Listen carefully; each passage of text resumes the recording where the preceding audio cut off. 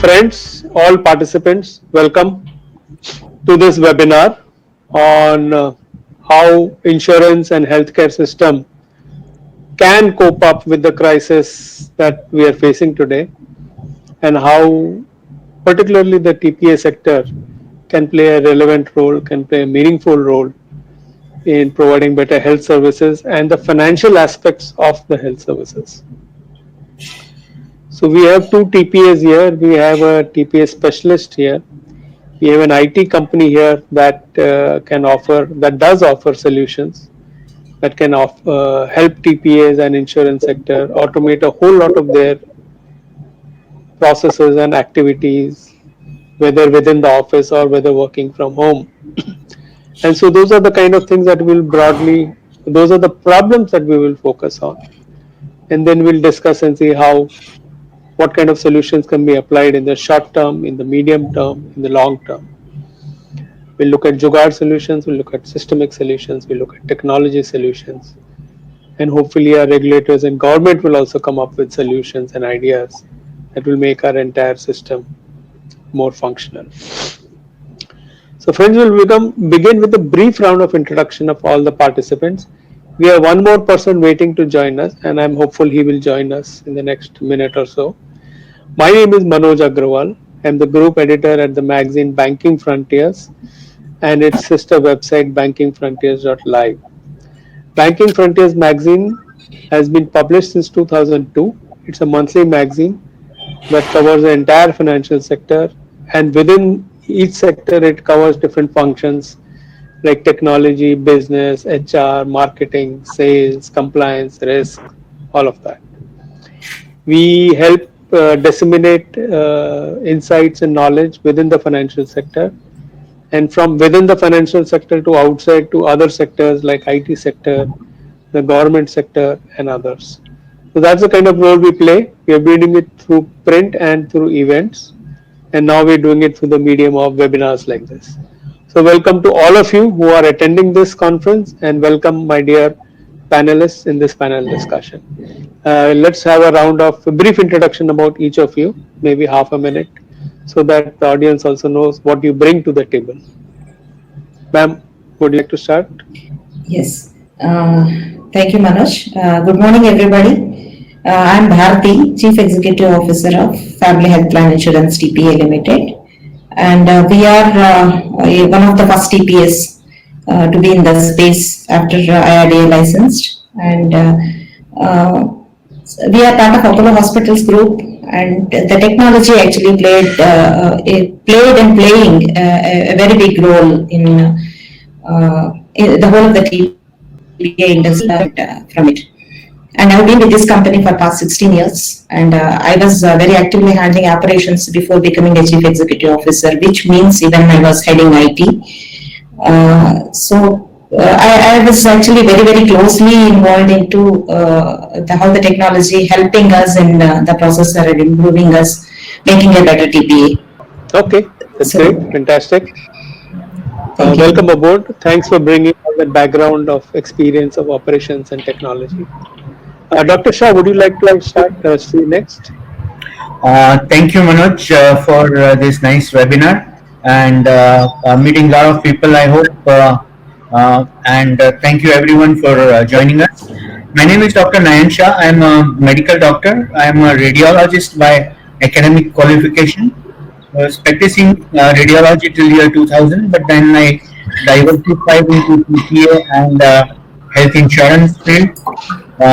Today I head Paramount Health Group, which is a diversified healthcare activities includes one of the large TPAs called Paramount Health Insurance TPA Private Limited. Great, thank you so much. Good to have an actual doctor on board. Particularly, it's interesting if you're a radiologist, because then you're dealing with a lot of data, and data is what runs the economy nowadays. Isn't that right, Dr. Shah? That's perfectly right. Initially, when I was practicing, I was also doing some research on digitization of X-rays, which eventually has happened. Yes, fantastic. I request Arjun, our next panelist, to briefly introduce himself. Good morning, everyone. I'm happy to be part of this webinar rather. So I am heading a company called Genlife Ray InsurTech. It is a joint venture with an Israeli InsurTech company. And we are working in the insurance sector in India and Middle East in health insurance and cyber insurance solutions, technology solutions. By way of background, I was the CTO of MediAssist from 2003. Then I started the insurance BPO division at UTI Technologies, which processes CGHS and ECHS. Then Tata's wanted to start a TPA project, and I headed it for a short time, but then the project didn't take off. And then I came back to TTK TPA as head of government business and I was also the chief information security officer at TTK. So that's my background. About 18 years in insurance technology. That's great, Arjun. So I can see that we have a variety of people with different backgrounds. I'd like to request Sumit to give a brief introduction. Thank you, Manoj. Thank you. And it's great to be part of this group. And welcome to all the viewers who have tuned in. A quick background about me. So I've been with the Automation Anywhere organization now for 8 months. Prior to this, I was a practitioner. I was on the other side of the table where I was setting up the Automation Center of Excellence within the banking domain. I have 18 years of experience in the banking space, predominantly in Australia. And now I'm in India for the last 6 years. So in the last 5 years, I have been working very closely in the automation space, and I have seen how the automation journey and the maturity has evolved. And looking forward to having conversations with you all, and happy to take a few questions from our viewers as well. So thank you. Thank you. So welcome everyone. I think we've got a very diverse panel. So I think we'll get multiple views on the same problem that we're facing. The problem that we have defined for this webinar is claims experience is a subject matter of speed. And I think everyone has realized, whether it's a patient or a doctor or a health worker or a government or anyone, that if speed is absolutely critical to deal with this kind of challenges, particularly the challenge that we are facing today. No one likes to wait in the queue, whether at the doctor, whether at the hospital, whether at the insurance company. Even the insurance company doesn't want to keep processes getting elongated and taking a longer time, creating customer dissatisfaction. So speed, it appears to be in this economy today that speed is the essential element of customer satisfaction, and from customer satisfaction leads to a healthy society and healthy governance. So my first question is very simple. Let's pinpoint the problem. My question is now to the two TPAs here. What essentially do you see as the key problem, as the core problem? What is the main problem that as a TPA you are facing arising out of this coronavirus problem? Okay, give us a picture of this problem. Ladies first, maybe? Yes. Thank you, Manoj. The key problem, I can say, okay, we are a little informative about before we actually got into this situation. Yes, we were ready with at least for the essential services in TPA, like emergency services, like cashless and contact center. Okay. So we actually started working on this from 16th onwards. So fortunately, by the time that the Janata curfew was put in on 22nd, we were ready. So in fact, we were testing, so everybody from contact center and everybody from cashless department working from homes on 19th itself. So when Janata curfew happened, that was the time that we were ready for this, at least emergency services, where the members expect that the response in a few minutes time. Okay. But claims, yes, we were not really prepared, because largely that we were getting documents, physical form, though we had upload options, etc. Not many of them has been utilizing it, particularly because it is the insurer's call that to process claims only on the physical copies. Okay. So when it happened on 22nd, it was really very, very quick and fast. What has happened the lockdown on 23rd. So in fact, we had to struggle a lot with respect to the claims management. Particularly the TPS, mostly they work out of their offices, not from work from homes like IT Right. companies. Right. And only 20% of our people have laptops and 80% don't have, and many physical papers were lying in our offices to be scanned. So in fact, almost it took 1 full week for us to equip everybody across all places to move the desktops to their homes, or ask them to Okay. use their own laptops and connectivity, all those things. So the physical papers was really very challenging at that point of time.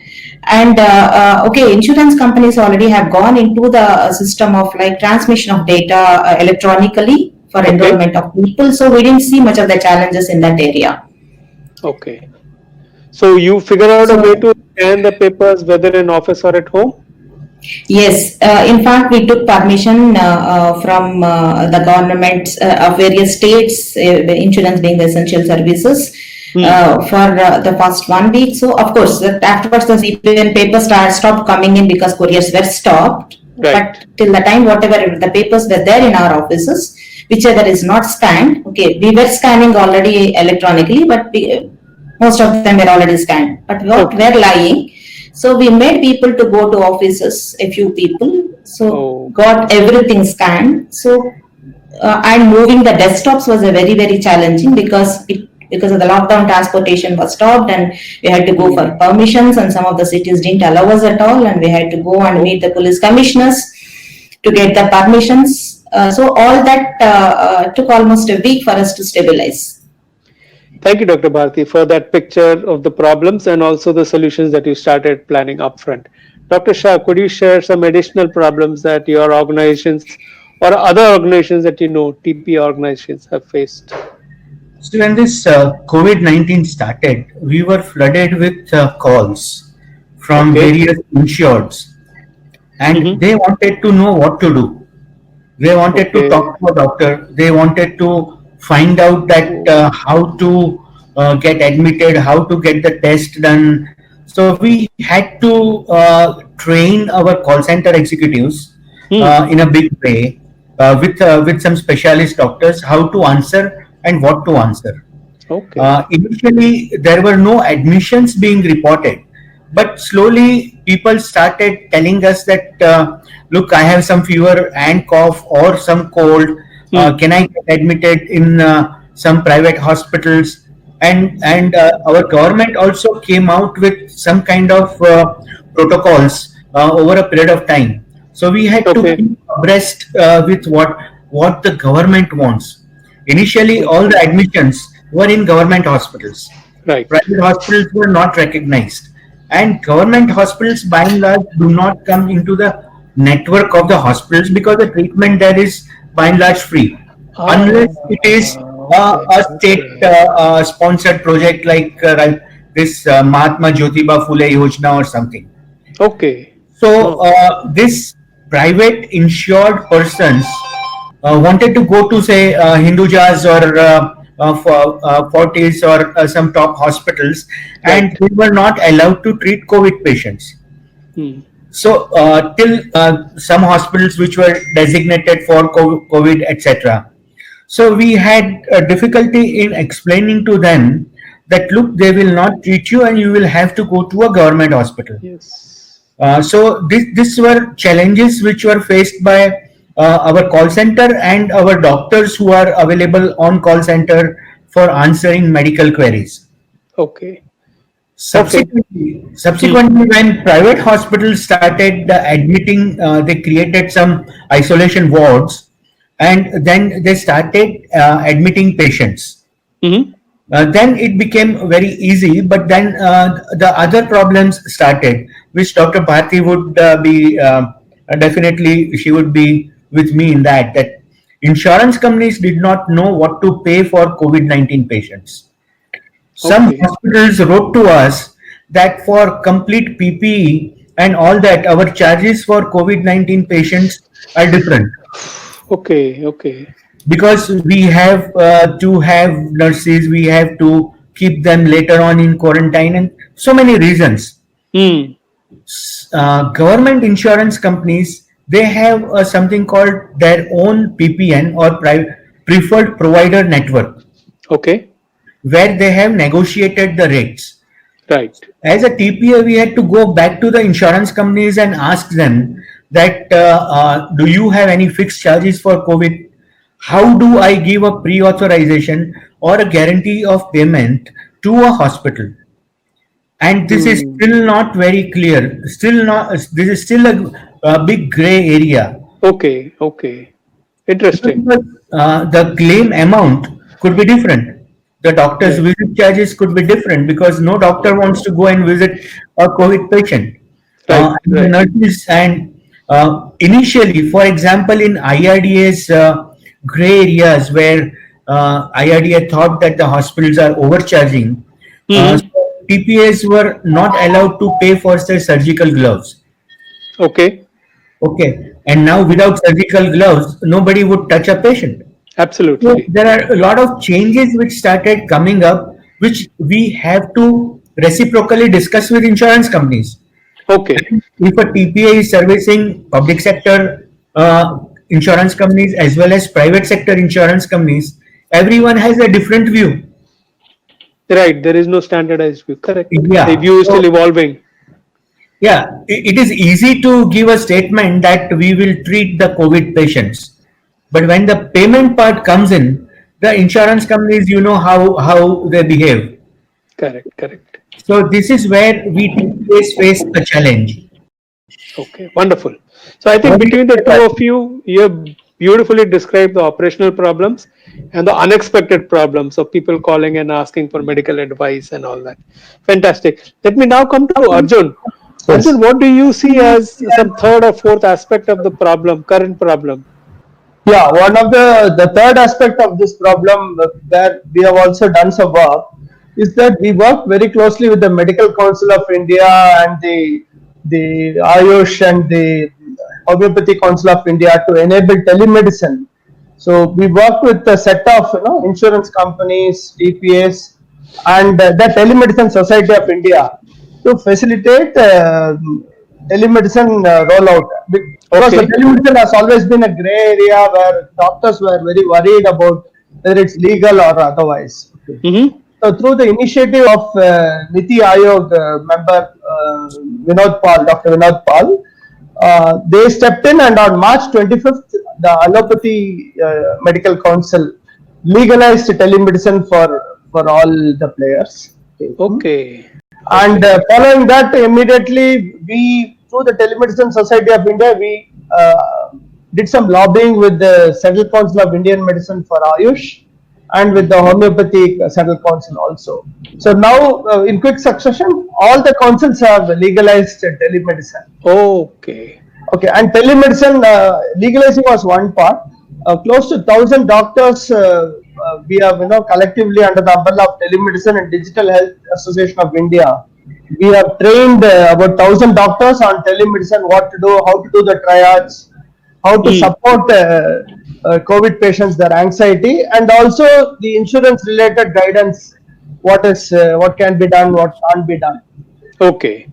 How Okay, effective so- has telemedicine been to? No, see, it's baby steps now, and just Okay. today you have a big editorial in the Hindu paper also. Okay.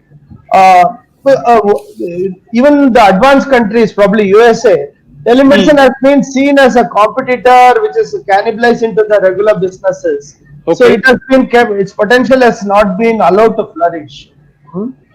Policy. I mean, okay. It's a Business issue, business issue. business issue, conflict of interest. Okay. And now what I have been trying to do is integrate it with the insurance payer system. Okay. Hmm. To not just do for COVID, for the other thought process was keep the elective surgery and other procedures addressed through telemedicine so that the crowding in the hospital can be reduced. Okay. Okay. Okay. That makes sense. So we have been grappling with the paper and the data till now. We are trying to enable the voice and the video also so that you can do it both the payer side and the provider side in a big way. So the So let me- Telemedicine Society of India is doing a very big work in this. So let me ask you to give a judgment, your judgment on terms of how much improvement in speed has happened over the last 2 or 3 weeks in the entire medical insurance system to deal with patients. Just a judgment call. How much has the industry been able to improve itself in the last 3 weeks? See, unlike Dr. Shah and Bharti Madam, I'm not an active player in the insurance. I'm an observer from outside, but I still suspect there is a good 25% improvement in time-related efficiency. Okay. Okay. Dr. Shah, Dr. Bharti. Yeah. See what has happened because of this lockdown and other things is that elective surgery patients are not going to the hospital. It is only accidents or fractures or emergencies of like heart attacks or things like that. Right. So that percentage is very small because people are also not moving out. Accidents are less. Okay, yes. Incidences of falling down are less, and somehow there is a fear that if one goes to the hospital and if there is some COVID positive person, then it will be difficult. So people are deferring their planned surgeries. That once Okay. everything happens.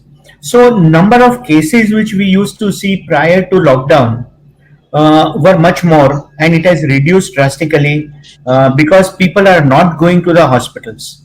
I am sure Bharti also would be experiencing the same Yeah. thing. What we fear is that once the lockdown is lifted, then there will be a flood of cases. Okay. The flood is yet to come then. Yeah, because all say cataract surgeries or elective hydrocele hernia, cholecystectomies, etc., everybody will go once they feel safe. Right. But just to go back to the main question, what is the speed of improvement of TPA services between now and 3 weeks ago? In fact, what has happened is that because of the less pressure, the speed has improved a lot. Okay. For example, a large TPA would be doing anywhere around 1500 to 2000 pre-authorizations a day. Okay. Okay, now this has come down to 300 to 400. Oh, okay. And the staff is working from home. The technology is there with every large TPA. Mm-hmm. So everybody can work from home. Doctors can not only work from home, but even from mobiles. They can give a pre-authorization out of mobiles. And because the couriers are not there, the claim processing, the files coming into the offices are also very, very less. Correct. Only those who scan their files and upload it, we have to process them only. So files are coming to you after being scanned rather than physical. Yes, because this is now permitted by some insurance companies. So cashless as well as reimbursement files can come, and every TPA has that upload facility. Okay. We can process the claims, and once we have the final hard copy, then we will effect the payment. That is what we are instructed as of today. Okay. Sumit, what is your view on the industry as whole, on your various customers? You must have got some feedback from them. What kind of improvements are handling the situation that you have seen using the kind of technologies that you offer among, I don't know, any industry, health or airlines or manufacturing, anyone? Just give us a picture so that we can benchmark this sector versus, overall. See, thanks for asking, Manoj. And I think there are some problems which are common. Let me start with what Bharti Madam was suggesting, right? When they were better prepared in some aspects and they were not prepared in the other aspects, right? Now, when the lockdown was announced, Janata Curfew was announced, there was this rush of making sure that all the technology is there to support the business to work from home. Now there's a massive movement that is required to happen. वो एकदम से नहीं होगा, right? There's so many hardware things which has to be taken care of. Now, Bharti Madam did mention that in her comment that not everyone had their devices, so you had to shift the desktops, plus also you have to bring your own device. We call it BYOD. Now to provision these devices, because not all devices can work from home because of data secrecy, privacy, and all of that, right? So there's a VPN connection that is required, and that's a massive work which is required to be done to ensure that whether it be the company laptop, be that user using the company's laptop or its own laptop, they're able to access the infrastructure of the organization. So how do we make it fast? How do we help them? And that's where we have used automation as a technology to help fast track that. That's one thing which has been very common. Second, as you can appreciate, right, from the IT support perspective, you will receive so many calls that this is not working, that's not working. This continuously call will come through. How do we ensure that we are able to segregate these calls to only those ones which require more complex troubleshooting and the ones which can be done through self service, right? For that as well, we were able to we put some bots there which basically allows you to do first level of testing. For example, if you say I'm unable to connect, it will check it for you, and it's simple steps it would take. So that was done. This is from the IT provisioning perspective. If I move closer to what Dr. Shah was saying, right, in terms of the volume, and Dr. Shah, it was amazing to hear from what the real on-ground problems, and we experiencing that with our other customers as well. That when there is a disruption, there is change, there is a lot of anxiety. Anxiety leads to panic if it is not addressed on a timely basis, right? So many questions, queries starts to come through, and that's across the industry. So how do we ensure that all the calls which are coming through, like will my insurance will cover COVID and the sorts, what about the claims? How do we segregate them to only must have, so the doctors who are doing online consulting and all of that are able to focus on the real cases, right? So what we are seeing is three things. There is shift in the way industry is working. As you know, quarter of the world is in lockdown. They have enabled themselves to work from home. Working from home, while it looks easier, there is a lot of water has flown under the bridge in terms of provisioning that. That is one.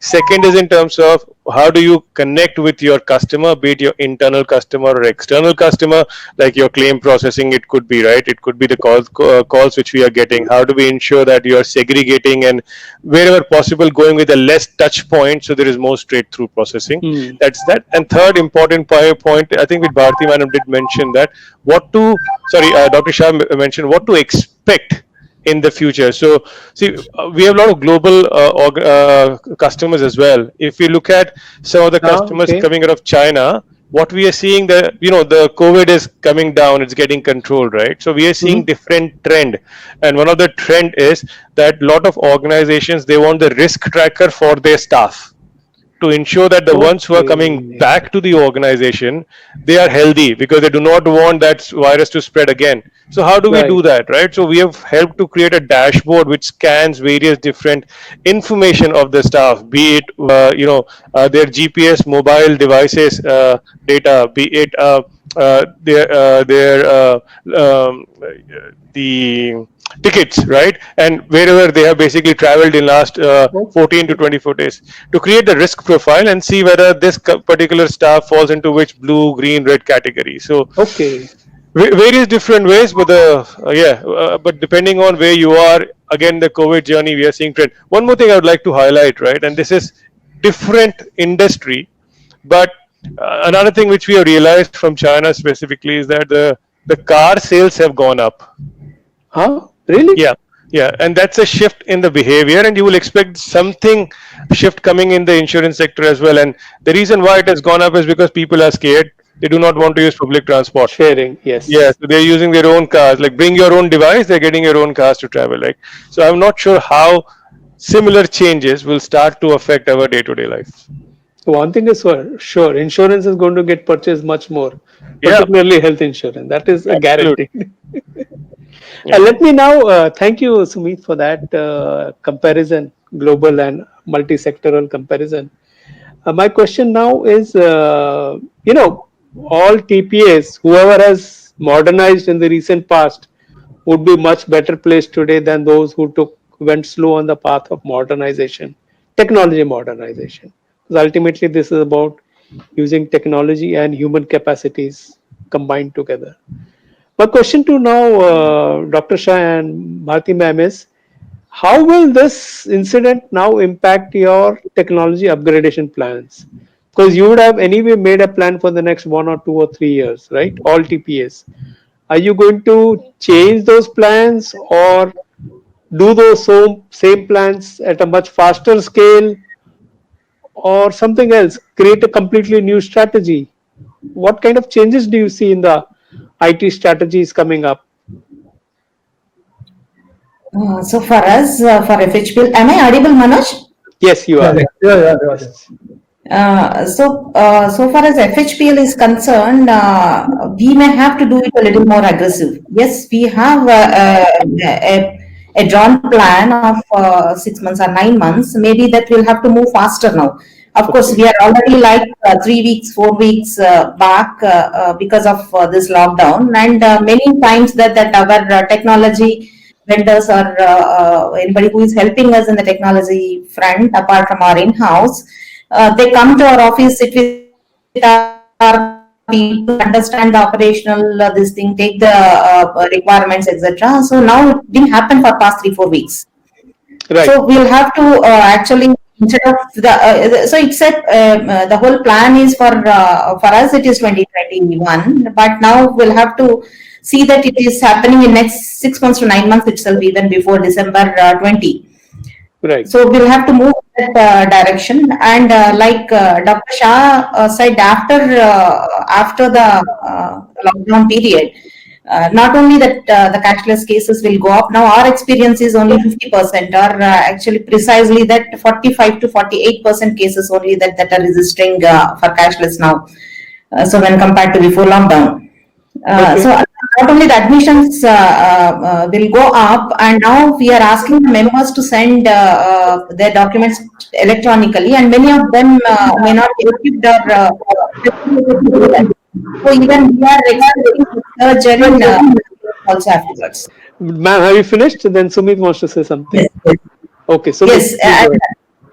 So thank you, Bharti ma'am. One thing which reminds me of what Madam was saying, right? So in my yesterday's webinar, I had one of the CIOs from the big hospitals here, and they were suggesting that the way they are anticipating the behavior to change is that after the things, even the lockdown is over for a considerable amount of time. What I mean by that is that patients would prefer to have less connects even with doctors, the touch points, physical touch points, right? Okay. So so it was amazing when we were having a conversation. So we are talking about touch points on two parts.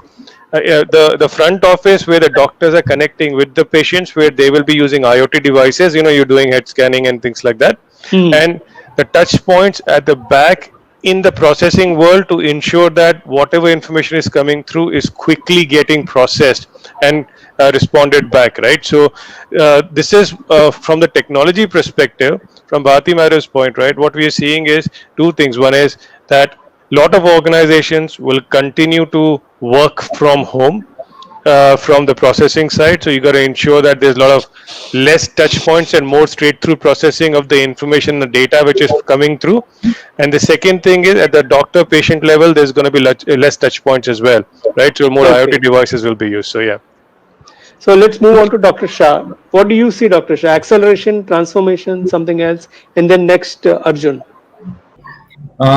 We are probably going to see a lot of turbulences in the way the TPS work, way the TPS systems are, and the way things are going to be required.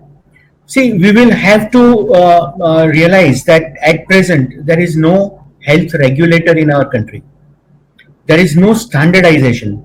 If you really look at it, there is no standardized billing pattern from hospitals. There is no standardized record keeping of any diseases. Now, hopefully, if all this come up, then things will change. Unfortunately, health here is a state level. It's a state subject, but things could change.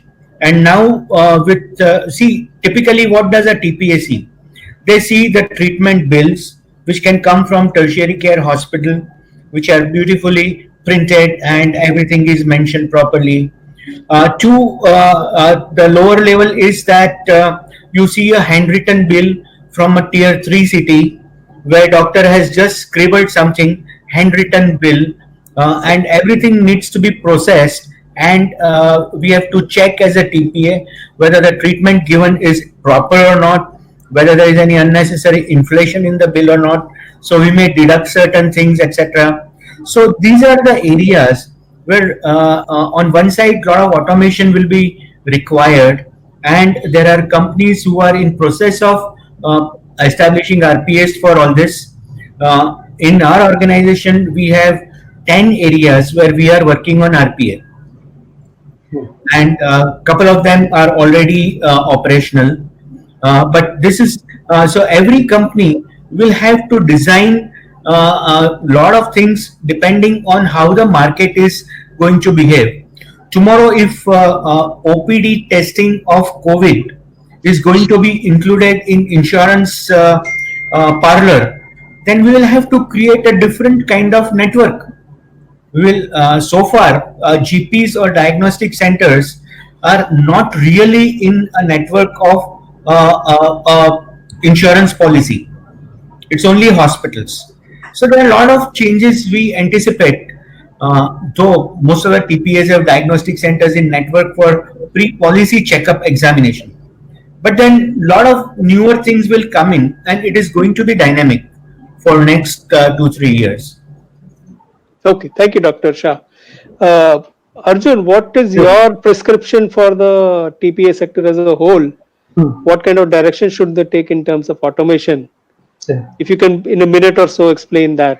Yeah, I'll do that. See, this is the focus of this webinar is on speed. Now, speed is it comes in three different speed from whose point of view. Okay, one is definitely the retail customer. Okay, so they are definitely getting hassled, waiting at different points. Whether at the hospital or the TPA insurance company, could be at any stage. So that is speed from whose point of view is first question. Okay. Definitely retail customer. Second one is the hospitals also. No, speed matters to them. Today, many hospitals are struggling. 80% fall in revenue during COVID. That's what is being reported. Okay. An added problem is after the transaction, I think close to 2,000 crores is held up payments due to hospitals from many government schemes like central government scheme and others. Okay. So speed also is after the surgery, the speed for the hospital does matter. So when we talk of speed, we need to know that this whole transaction is in three pieces. One at the hospital side, another at the TPA, and the third at the insurance company. Now we need to look at the transaction in entirety. Then only it will we can make it meaningful and efficient for all the stakeholders. Because if the hospital is going to suffer, tomorrow the retail customer will suffer. That's true. Okay, so that is one point I wanted to highlight. Okay, and second one is we are for the last 20 years we are looking at a fragmented process one side, but equally fragmented data and fragmented knowledge. When I say fragmented knowledge, Dr. Shah said about you need to look at the transaction whether it's been done at the right price or so. But the first question is whether the treatment given by the hospital, is it what the customer required? He went for a headache and some small hospital is inflating that. That you can do only if you know the health history of the person. Right. Now today in the TP industry, there is no central place where my health history or your health history is available to the insurance and the TP. So this fragmentation of data and information adds to the slowness of the process. Okay. Okay, so when as a TPA, the TPA has to approve the claim, the TPA has to sit and investigate all these things, and that takes a lot of time. So we need to work on the speed in totality at all stages, at the hospital side, the TPA side, and the downstream insurance side also, particularly the government insurance companies, the PSUs, where 50 to 60% of the value is with the PSUs. Right.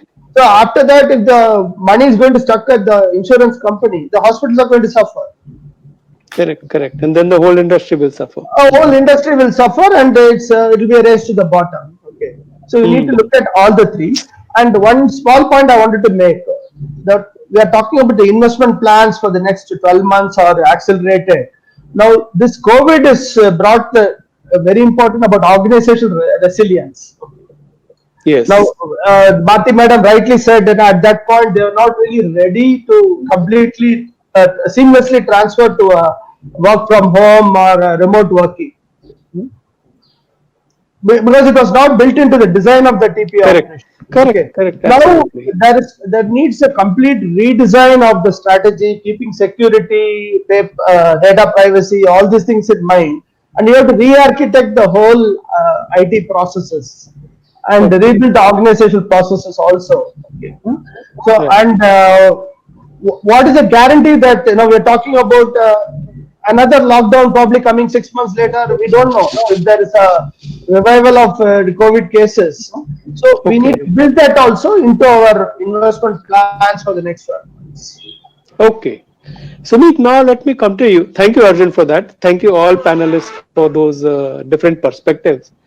Sumit, if you have to weave everything together, we have lots of data, we have quality of data issues, we have quantity of data coming, we have customer expectations, especially retail customer expectations, and we have retail customer expectations not only about speed but a variety of services. So how much of all this can technology actually automate? And particularly the kind of technologies that you guys have developed, what are its real strengths and what are the other areas that organizations need to find other ways to cover? That's a good point, Manoj. I think the first thing which I believe is that transformation, the digital transformation is the output or is a function of intent. Okay, and what Yes. we have seen in the past is that whenever we have gone to a few customers, some have got lesser risk appetite to transform within and making their organization more digitally enabled, and some were quite a risk taker. But since the COVID-19 lockdown, we have seen it's a, I may be using a bit harsh word, it's like blessing in disguise sort of a thing. It is pushing that change which otherwise wouldn't have come. Right? People are now forced to work from home, which is changing the policy which otherwise wouldn't have come. Like, getting access to certain applications while sitting from the house would have been very difficult, but now that's available. Right? Having bots working along with the humans was not very well accepted. Now people are thinking, no, that is the way to go, because there are many a times you would want bots to take care of that. I have spoken to many of the heads and the CEOs. What we have seen is, and I asked them that currently in the COVID situation, are you using bots, RPA bots, which I'm talking about, or iCognitive bots? Are they helping you in the current BCP situation? What they've said is that certainly wherever they have got the bots which have been developed well, it is being used and taking the pressure off the organization. And Bharti ma'am, you and I were discussing about this before the presentation started. I believe you resonate with that particular comment. But another thing which has come about is that the bots, technically, if you ask, symbolically rather, should not be used in BCP. It should be used in resilience mode. If it has been designed in such a way that bots can function independently. So when they are working, if any sort of a lockdown, be political, natural, whatever disaster, right, the bots can continue to function, and now you do not have to rush to get your devices and the things like that, right? So that is the mindset shift that we are seeing. And then we have got technology like cognitive automation, we have got RPA, we've got insights, which basically when you combine together takes a shape of digital worker. Digital worker is someone who can basically work alongside with you and empower you, increase your capacity to do things faster and focus on things. I've got certain example in the presentation which I will show you. It's a real life case which we are seeing with the UK government, and where they're working with the World Health Organization, how it's empowering them. But Manoj, to Gagar mein Sagar wala baat, just to bring it in, is I think it was a shift in the mindset which is leading to more openness to accept the digitization. have the higher risk appetite to either work from home or let the technology help them more, which otherwise was not the case. So thanks, Sumit. I'm reminding of a conversation I had yesterday with a banker and a couple of days ago with an NBFC. Both of them are running their complete IT in a cloud, and so have zero. They say they have zero problems about going to the office, running the servers, and all that. Is that something that you're seeing in the healthcare sector and the TPA sector? A shift to the cloud. Does your technology work equally well on the cloud? Absolutely. So, cloud is the way to go for many reasons, right? You can harness the power of cloud and it is easily deployable. Like from Automation Anywhere, we bring our own cloud solution.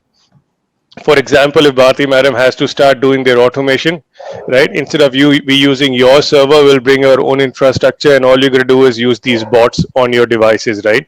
So cloud is the way to go. It basically helps you to deploy faster. It takes away the capital expenditure which you will otherwise have to provision for to manage, your servers and the sorts.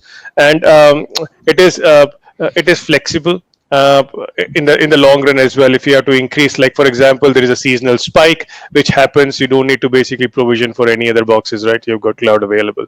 So that is the way people are going. And Manoj, just to add, I just spoke about banking, right? Banks were always shy in using clouds because Exactly. because the customer data going on the cloud was never acceptable in the past, right? But now being private cloud or public cloud, knowing the technology is advanced in a way that it is very secure, where the data is resting or in transmission, there is no data leak.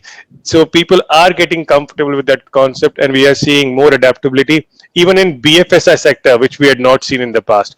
The other sectors which are not that data sensitive have already gone up ahead of the curve, but in BFSI as well, we are seeing a lot of adoption. Arjun, do you see this kind of cloud adoption in general? Adoption in a very big way.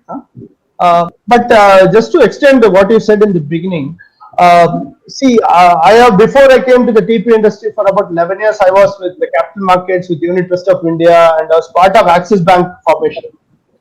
So I can tell you, this industry, health insurance, is far more complex than banking or capital markets in terms of the transaction complexity. Right. So you told about banking and NBFC working very seamlessly.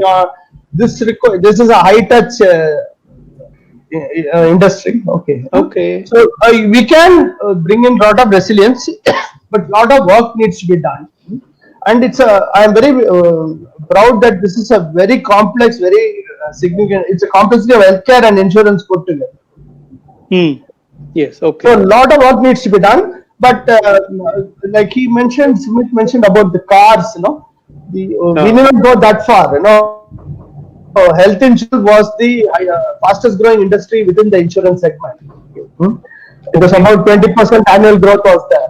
My suspicion is this may even touch 40% this year. Okay. So we are going to witness an explosion of volumes and complexity. And as Dr. Shah said, probably introduction of outpatient insurance is just around the corner. In March, the FICCI conference was supposed to deliberate and work on that, outpatient insurance.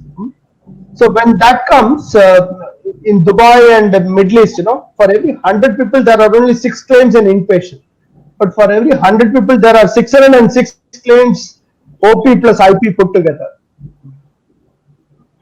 So, because there are 6 episodes for each individual, maybe India may have only 2. So, at least you are looking at a 200x expansion in claim volume if OP happens. And OP may happen because hospitals are bleeding. Probably it's the right time that if you facilitate OP, it will act as a balancing for small hospitals also from a revenue perspective, and relationship loyalty with the customer can be built with a neighborhood hospital. Okay. So things will change in the coming year. We need to get ready for that. Okay. Dr. Shah and then Bharti ma'am, if I want to bring a larger perspective, typical TPA will have to invest a good amount of money to ride the wave that is coming in the future. Okay, and the investment can be in IT, investment can be in human resources, investment can be some other capabilities, knowledge, etc. or maybe even some physical infrastructure. I don't know. What do you see as the core areas for investment? And particularly, how do you see IT investment, comparing with the other areas of investment? Let's say human investment, infrastructure investment.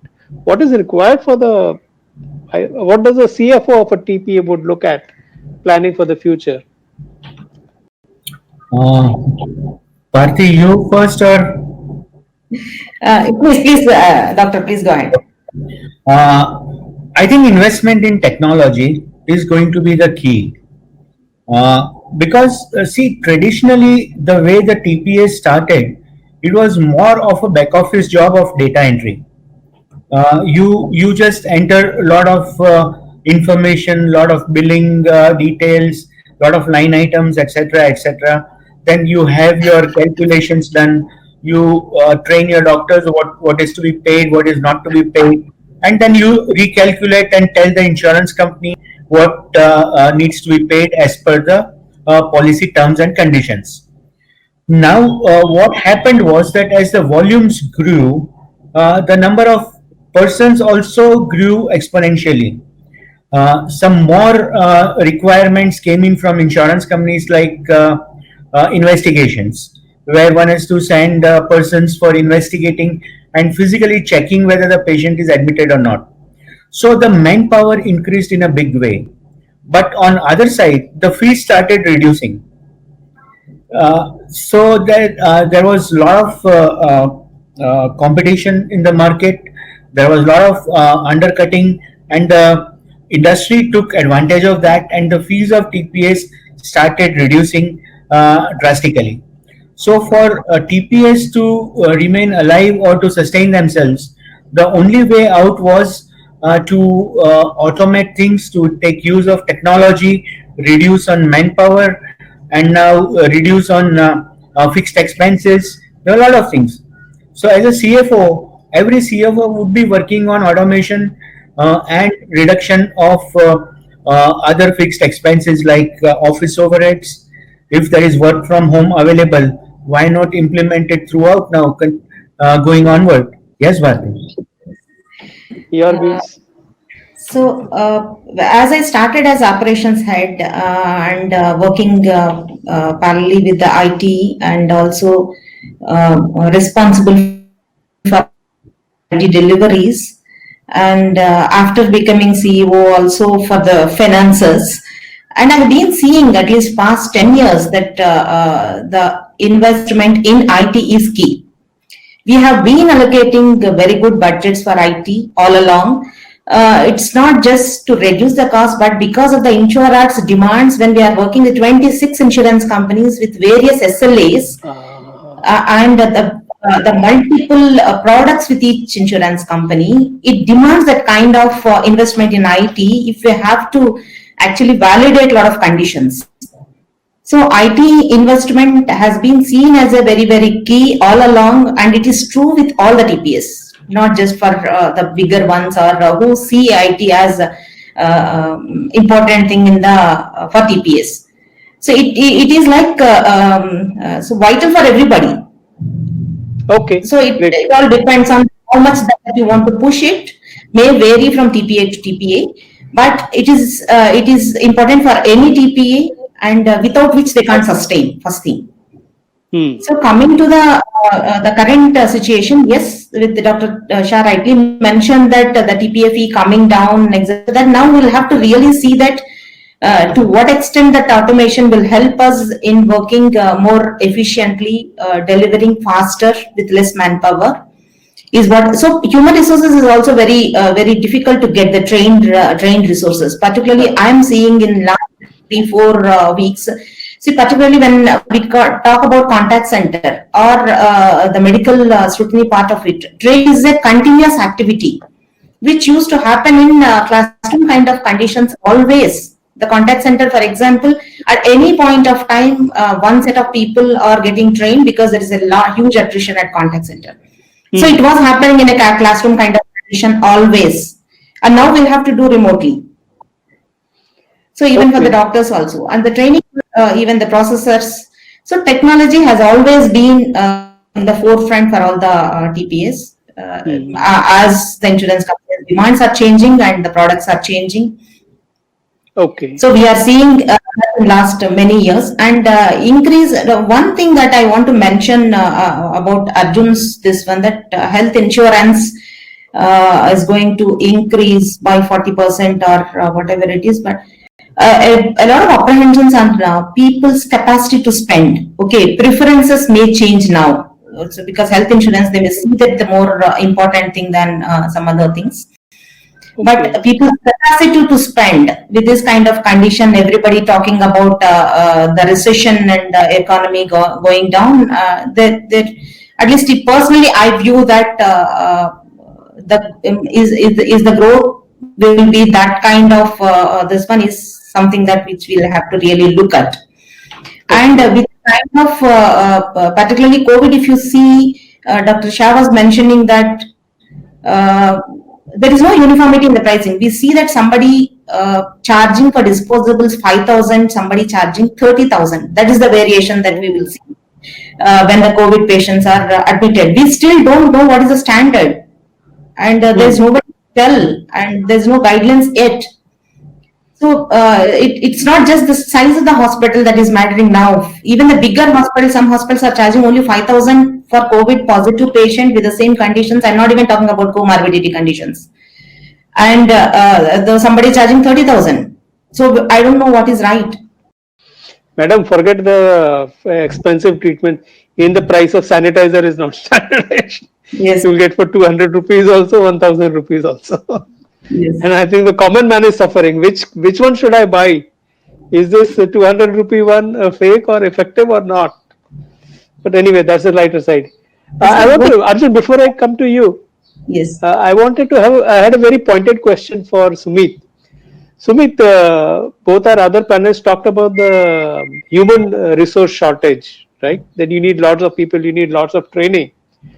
To understand RPA bots a little more deeply, how agile are bots? Because we know human beings are pretty agile once trained. Okay, how agile are bots, and how easy or difficult is it to train a bot? Because a bot doesn't come trained, just like a human being doesn't come trained. So when you compare humans and bots, how do they compare in terms of the ability, the learning ability, and the agility to perform different kinds of tasks? Good question, Manoj. First, if I can make it clear, bots are not here to replace humans, right? That's a fallacy out there in the industry. They are more here to basically help human beings, so they do what human beings are supposed to do and not do what robots are supposed to do, which is, data crunching and things like that. So to answer your question in two parts, one is the RPA, which is robotic process automation technology. It is like mimicking the human behavior. The bots can be developed very fast. It is very agile. Any tweak in the process can be replicated immediately, and that's the best thing about RPA, that in a very short duration of time, it is not a very complex process to put together and to automate the process. Good thing about RPA is also that it's very easy to learn. It's not a rocket science.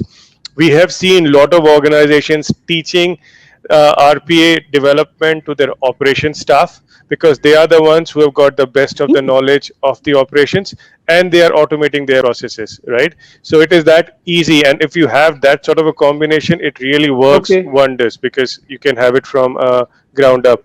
From the cognitive technology, it's machine learning. So it's like my 5-year-old daughter. The more you teach, the better it gets. So the more data you put in, the better response rate it will come through. And the way it has been designed, it's very intuitive to learn and train, right? So to sum it up, RPA is a very easy technology, could be learned very easily. It's very flexible and agile to make tweaks and adopt. The IQ bots which we have got is very easy to train and learn, and that can also be done by the operations staff as well. So you do not need technology team to come and basically help you with that. So are the bots that you and other companies like you make, are they ready to use? Yes, they are ready to some use. Training.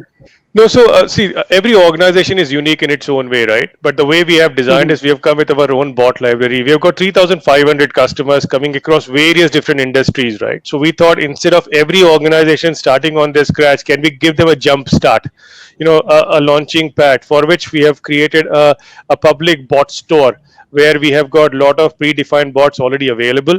We've also designed COVID-related bots which are already there. So Okay, all you got to do is download these bots, and then you got to retweak it, of course, because every organization is different. But 60% of them are available. 40% requires your tweaking and reconfiguration to suit within your own respective environments, and you can get go, right. So we have done that, and that is actually to help people to just fast track their automation journey. one final question for you, Sumit. Yeah, please. What is the suggested method to actually go on the bot journey? The first few steps in the bot journey, that needs to be done correctly. Otherwise, the whole experience will be perhaps not be so effective or good. Any precautions or any suggestions? Can I route, if it will be amazing if I can ask Bharti madam to respond to that question, because she is going through that journey. Is that Okay. okay? I put you on the spot, Bharti ma'am. Yes. I'm okay, but depends upon ma'am. Yeah, Go no, ahead. if you're okay, please. I'm happy to answer, but coming from someone who's actually using it will be amazing. Okay. Yeah, a certain amount of I don't know whether the RPA has been used in the enrollment part of it by any the TPA to start with. We started with that because that is the entry level. This one, okay, yes, I understand that the bot start learning on its own. So as and when that you are pushing the data into the system, that it starts correcting the errors on its own and then become more and more efficient. That we have seen actually over a period of 8 weeks. That it is so fast that we may not have to wait for months together to understand how it is becoming efficient. It's a few weeks is enough to understand that how it is learning and becoming much faster. Okay. And I asked Anywhere Automation one question because I felt that the pain area is the contact center, where I was telling that the attrition is very huge, and when we are talking about 26 insurance companies with different, as well as training them and anybody remembering that kind of thing, and I can't have people exclusively for each insurance company kind of thing, so they have to depend on systems a lot, even on the system also, that they'll have to keep navigating that where to go for which point kind of thing, and different insurance company customers ask different types of questions.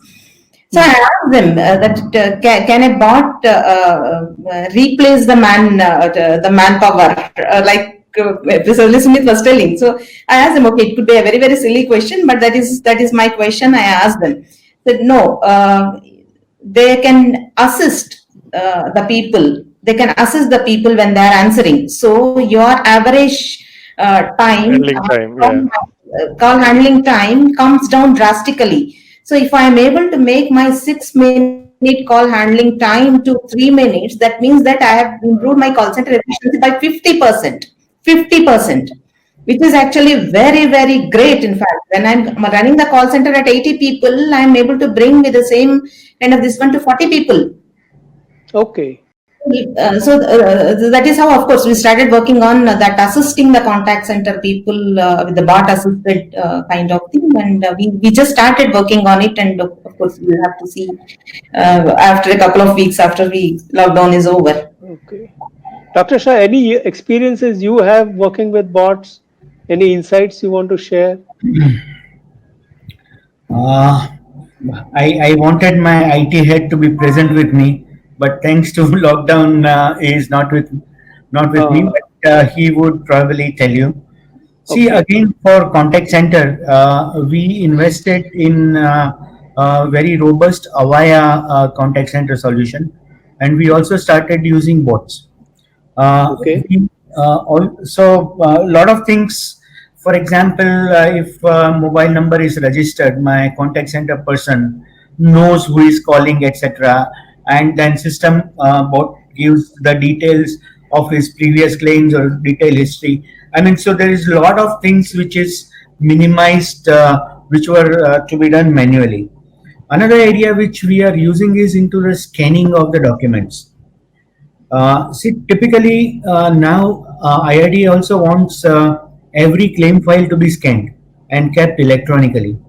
But a claim file could be of 20 pages, 30 pages, even 200 pages if it is a long a cardiac admission for many days. And segregating all this and categorizing them into variety of things like what is a claim form, what is a hospital bill, what is a chemist bill, what are the medical reports, so on and so forth, and add on top of that your KYC norms or NEFT details and all that.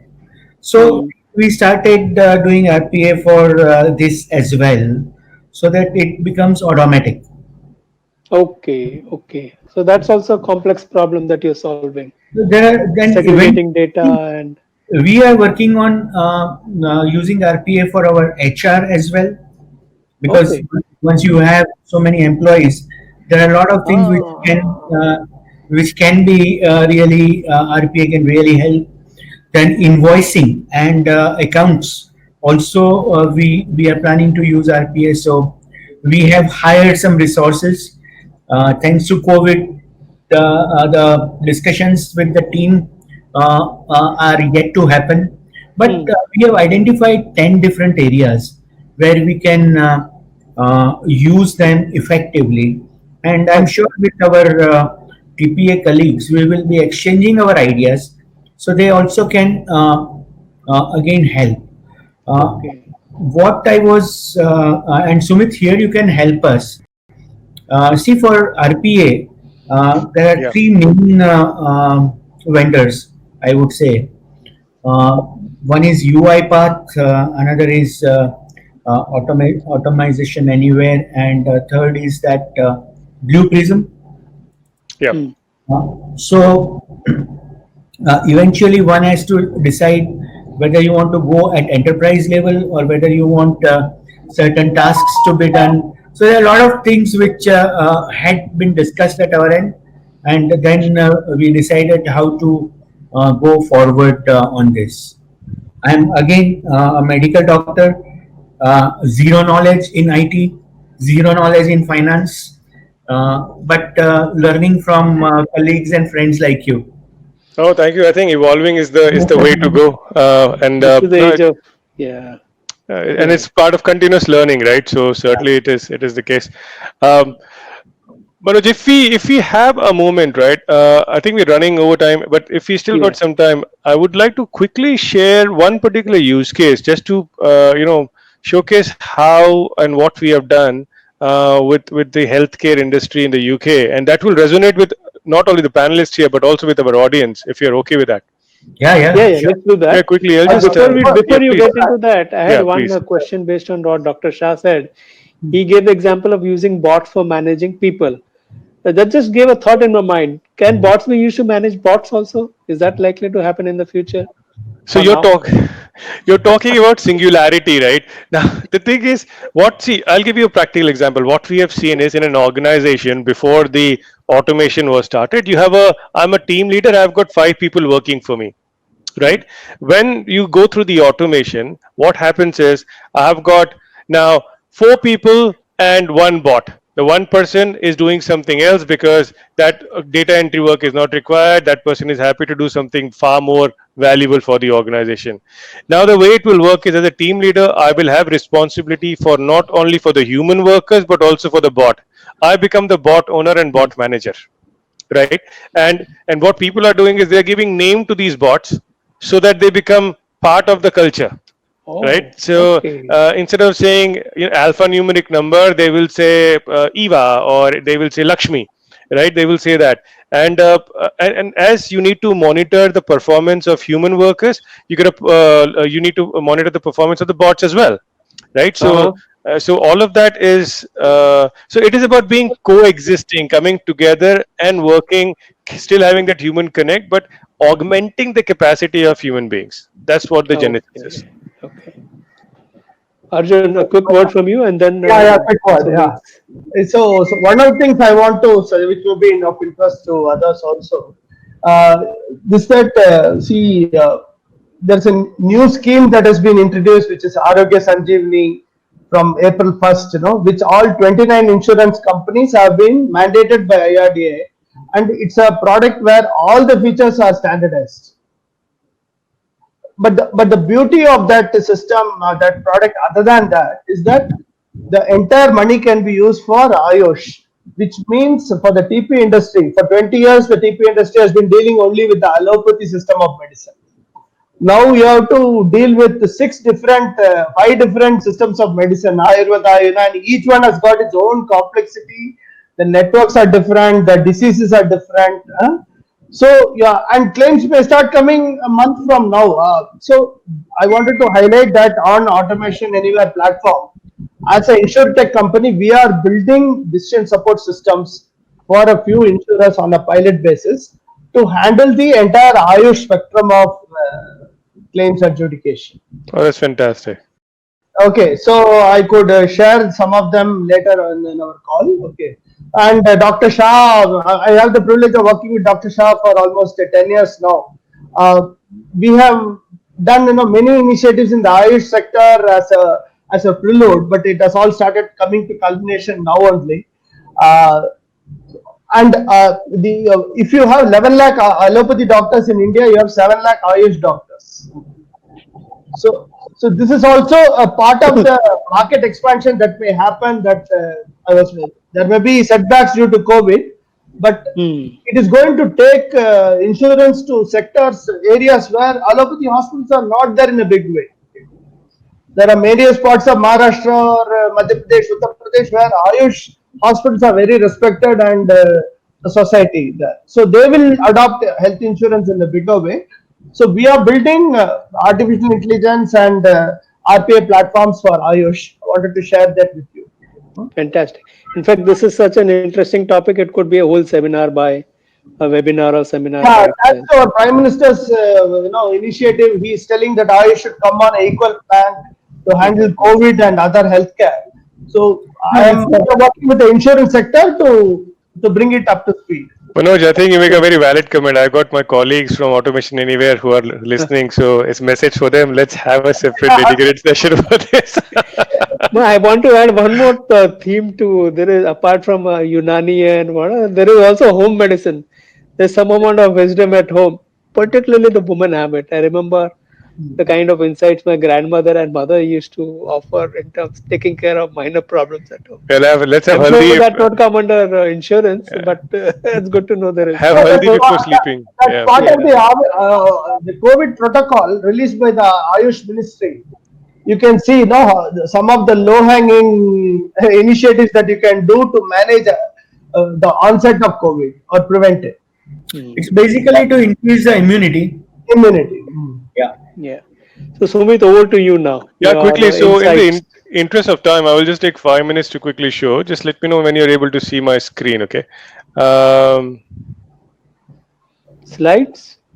Yep. Are you able to see that? Screen. Yeah. Yeah, we can. Can you see it? Yes. Yeah, we can. Yeah. Okay. So just quickly to talk about how Automation Anywhere is responding to COVID situation, right? And I'll quickly come to the use case, but just wanted to tell you what our approach has been. We have divided the various different industries into 3 buckets. Need to be efficient, need to survive, and need to save.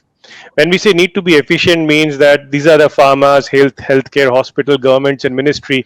These are the sectors who are seeing the perfect storm. And when I say perfect storm, I mean that the volume has gone off the roof, but at the same time they don't have staff, right, because of COVID lockdown. So how do we ensure that we are able to provide that capacity, the capability, which we augment, as Madam suggested, increasing the efficiency by 50% of the same number of staff, so do more with less.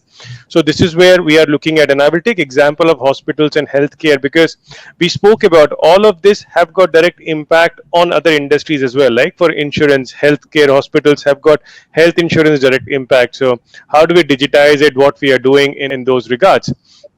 So this is our digital workforce platform. Just 1 minute on this one. This is just to suggest that the technology which we have is a it provides a full set of solution, be from RPA, which we spoke about doing the the screen scraping, RPA traditional bots, but also it is based on cloud. It has got IQ bots, which basically is our cognitive bot. When we say cloud, it can, as I said, we bring our own platform for you to start embarking on your automation journey. It has got insights, which helps you to identify the pattern. As I spoke about, you need to have KPI for your human staff. You need to have KPI for your bots as well, and the trends coming out of it.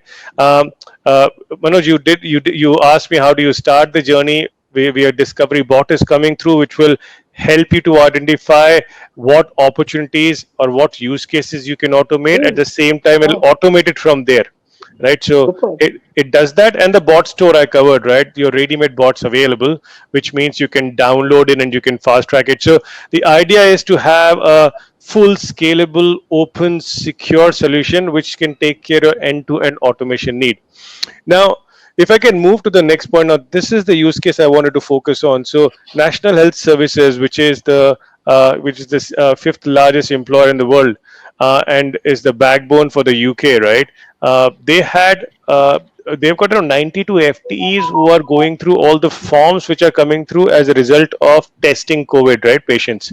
And they've got around 25,000 forms a day which has been thrown at them. Now you can appreciate that how much manual effort is going into it. And what you see on the screen is on the left side, you got case record form. It's a 10-page document with all crosses, right? Now this detail has to be taken.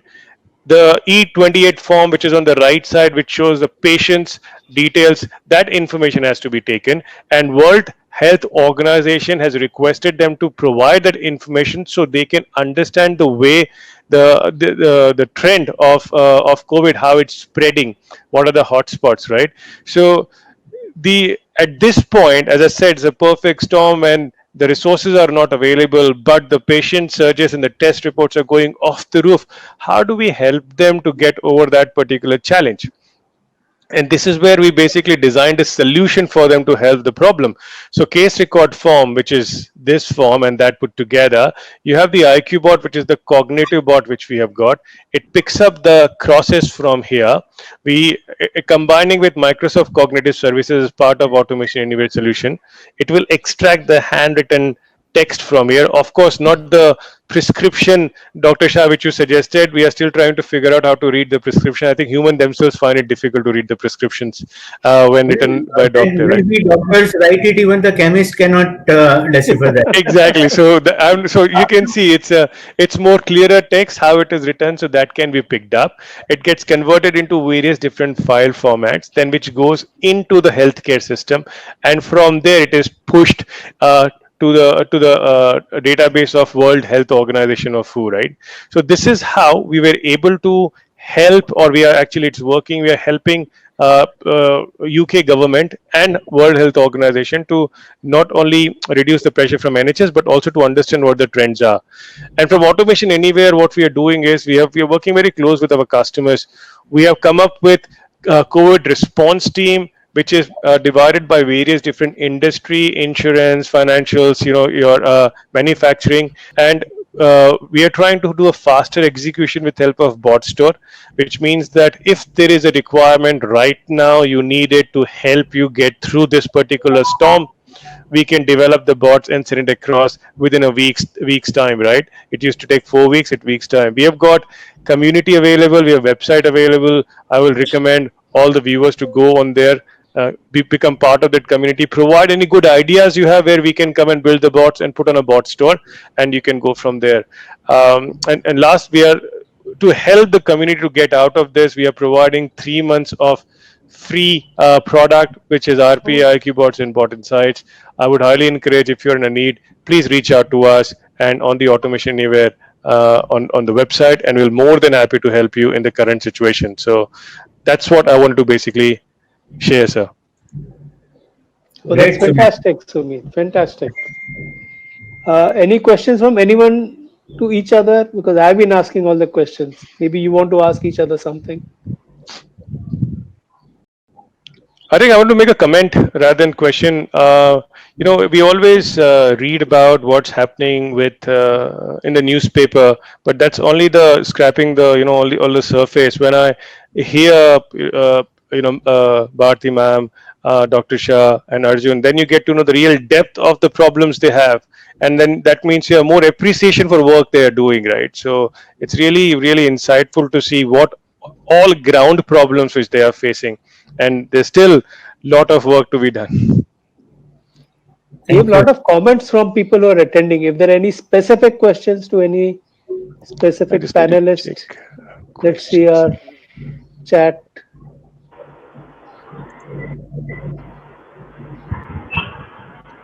Anyone wants to share any questions from the viewers? Okay, let's do this. Any closing remarks from any one of you? Half a minute marks. 280 characters. I have one. Yes, please. Another new dimension that may open up is the data privacy requirements. Yes.